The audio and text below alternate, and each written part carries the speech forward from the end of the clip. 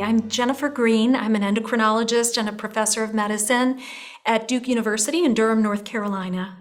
Dr. Green, can you talk a little bit about what your discussion was on today regarding managing MASH for women?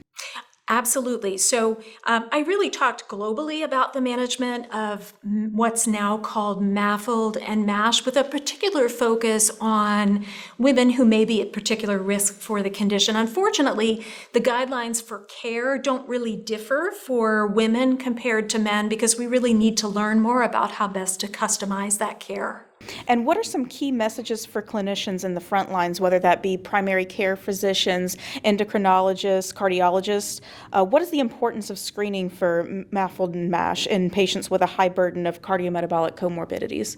Well, in my opinion, it should be automatic for that kind of person. And there are very, very common conditions, some of which we can intervene upon, some of which we can't, that increase the risk of MAFLD and MASH, such as more advanced age, obesity, type 2 diabetes, patients with hypertension, hyperlipidemia, as you've mentioned, a high burden of cardiovascular disease, really should undergo preliminary non-invasive screening. The good news is it's considered to be of such great importance now that in many labs, if you order a GI panel, they will automatically calculate based on available laboratory data what that person's FIB-4 score is, which is an estimate of their risk for advanced hepatic fibrosis. This is such an exciting time as the first medication, as the treatment for MASH just got approved. Do you have any insights to share with us about how this can improve patient outcomes? Well, it is very exciting. And as you mentioned, this is the first medication that is specifically indicated for the treatment of MASH. And so it's an exciting time. There are other classes of drugs that have shown a benefit, but that do not have an FDA indication.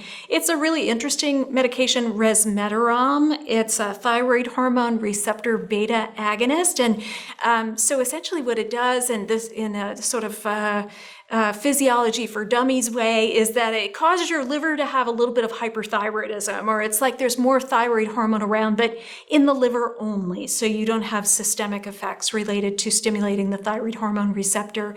And giving this medication to people with MASH was shown to, in a significant proportion of individuals, resolve MASH activity without worsening fibrosis, and also considerable percentages of treated individuals had improvement of their fibrosis score by at least one stage. So it is very exciting, and these are liver outcomes that are considered to be very clinically meaningful.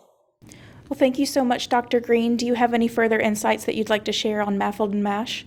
Well, I'd just like to reiterate how important it is that we are aware of this disease and the fact that so many of our patients are at risk. And this is not just in specialty clinics, but also in primary care. And it's simple to calculate the FIB-4. It takes age, transaminase levels, and a platelet count. That's all it takes to actually estimate someone's risk. And if the risk is low, then even the at-risk person just needs to be reassessed in that fashion every 1 to maybe even just 3 years. Thank you so much, Dr. Green. Thank you.